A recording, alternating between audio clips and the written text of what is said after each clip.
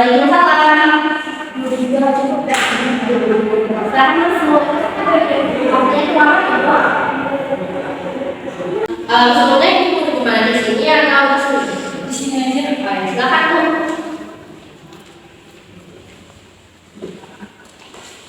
Kalau bagaimana dengan jarak duduknya, apakah sudah nyaman? Sudah pas. Baik, kita mulai ya Bu. Sebelumnya ibu dari mana? Dari rumah tadi.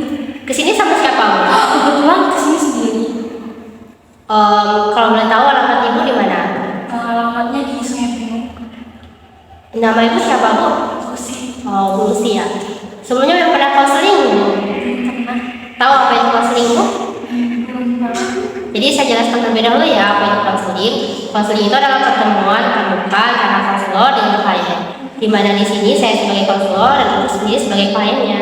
Di mana tujuan dari konseling itu adalah agar untuk menyelesaikan permasalahan klien agar klien bisa bahagia.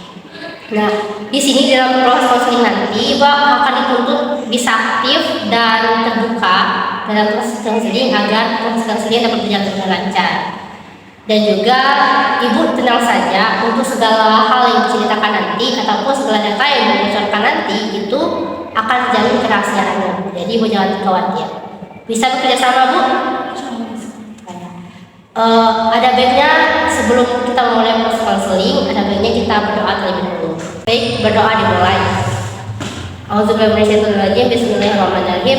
Ya Allah ya Rabb, bantu kami dalam menyelesaikan permasalahan yang diderita oleh Ibu Lucy, agar dia akan dapat memperoleh ketenteraman jiwa dan kebahagiaan. Ya Allah ya Rabb, yang menyelesaikannya hanya Engkau ya Allah, dan saya hanya sebagai perantaranya saja. Dan semoga permasalahan dari Ibu Lucy dapat terselesaikan dan dia dapat bahagia. Amin ya Allah. Nampaknya Ibu sedang gelisah. Benarkah demikian? Iya. Kira-kira apa penyebab Ibu bisa merasa gelisah? Kebetulan sekarang lagi banyak masalah.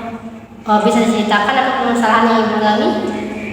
Kemarin saya nggak sengaja mecahin salah satu koleksi antik milik suami saya. Terus saya malah menyalahkan anak saya. Padahal itu bukan anak saya. Iya. Dan suami saya malah menyalahkan saya. Oh gitu ya. Ya. Jadi suami Ibu nggak sengaja merusakin koleksinya, jadi Nggak sengaja nyenggol sampai pecah. Oh, jadi Ibu nggak mau ngakuin itu kesalahan Ibu, malah nyalahin anak sendiri gitu ya. Suaminya marah nggak sama anaknya? Kebetulan marah besar sih sama anaknya. Karena itu merupakan koleksi antik barang kesayangan kalau bisa dibilang. Oh, jadi gimana reaksi Ibu saat si suami Ibu marahin anak itu? Kayak nggak bisa apa-apa, cuma diem aja, kayak bilang udah, kayak cuma nenangin dia doang gitu. Marahinnya itu kayak dipukulin atau dikasarin atau ngomong kasar gitu atau bentak-bentak gitu? Lebih ke bentak-bentak sih. Iya. Anak Ibu tuh kalau boleh tahu sekitarnya usia berapa? SMP kelas 2. Oh, kelas 2. Cowok apa cewek? Cowok. Nangis ya? Karena dia cowok, kayaknya dia nggak nangis pas saya lihat. Tapi kalau pas setelah bertemu sama kami, nggak tahu juga dia nangis atau enggak. Tapi pas lagi bertatapan tuh dia nggak nangis. Oh, jadi Ibu merasa bersalah, tapi nggak dipukulin sama bapaknya? Iya. Jadi Ibu yang merasa bersalah ya, karena padahal itulah Ibu, tetapi Ibu malah menyalahkan anak sendiri, sehingga anak sendiri yang terkena sanksinya ya. Oh ya, jadi begitu ya. Ibu sebelumnya pernah kepikiran nggak untuk mencoba jujur kepada suami Ibu kalau Ibu bersalah saat itu? Niat untuk mencoba sih pernah, tapi nggak pernah kesampaian. Kalau sama anak Ibu udah jujur belum? Belum, sampai sekarang juga Belum tahu berarti yang hanya suami Ibu tahu tuh yang mecahin barangnya tuh anak Ibu. Jadi sampai sekarang sikap suami Ibu ke Ibu sekarang masih sama? masih ya kayak biasanya aja. Ibu pernah kepikiran untuk minta maaf sama dia nggak? Kepikiran sih pernah. Tapi kenapa tidak dilakukan? Nggak berani. Takut kejadian yang sama dengan anaknya? Iya, takut dibentakin balik atau lebih kasar dari itu. Iya. Kalau misalnya Ibu di posisi si bapak nih, apakah Ibu bakalan marah juga nggak kalau gitu ya? Pasti sih bakal marah juga. Marahnya marah besar juga nggak kayak si bapaknya, atau lebih marah besar gitu sampai sebab itu. Mau ibu maafin kalau misalnya seorang yang punya masalah kayak bapak tadi, mau nggak ibu maafin? Kayaknya bisa dimaafin. Bisa dimaafkan kan? Jadi ibu ini mempunyai permasalahan yang tidak berani mengungkapkan masalah minta maafnya pada suami berarti ya.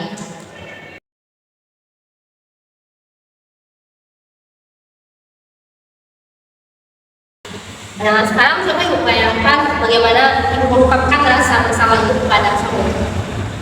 Langsung aja berarti. Iya langsung. Aku mau jujur kalau sebenarnya yang nggak sengaja ngancurin barang koleksi kamu sebenarnya aku, bukan anak kita. Gimana ekspresinya kira-kira? Masih jutek. Masih jutek ya? Nah kira-kira kalau misalnya ibu mau, misalnya ada orang yang salah sama ibu gitu, yang salah sama ibu, langsung aja minta maaf kayak gitu, langsung nggak ibu maafnya?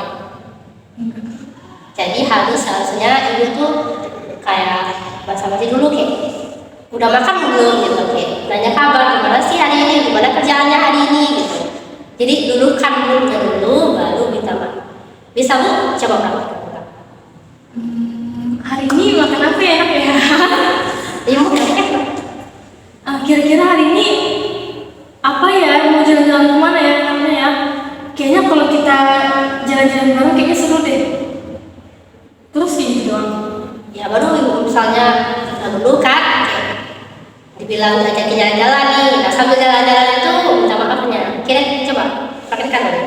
Sebenarnya aku mau jujur, sebenarnya aku mau bilang sebenarnya mau jujur selama ini kalau yang mecahin koleksi kamu tuh kemarin sebenarnya aku kenapa? Kira-kira setelah adanya perubahan cara minta maafnya, apakah efeknya tetap sama atau ada perubahan nggak? Berubah sih. Berubah ya? Karena udah dulu hatinya ya. Nah, jadi begitu. Jadi setelah melakukan praktek tadi, kira-kira kapan ibu akan menerapkannya? Kayaknya besok deh. Besok di mana tempatnya? Kayaknya di lapangan Merdeka deh. Di lapangan Merdeka. Jam berapa? Sekitar habis asar sore lah. Di lapangan Merdeka saat di mananya? Di tempat duduknya atau di dekat lapangannya atau di sebelahnya tuh alun-alun?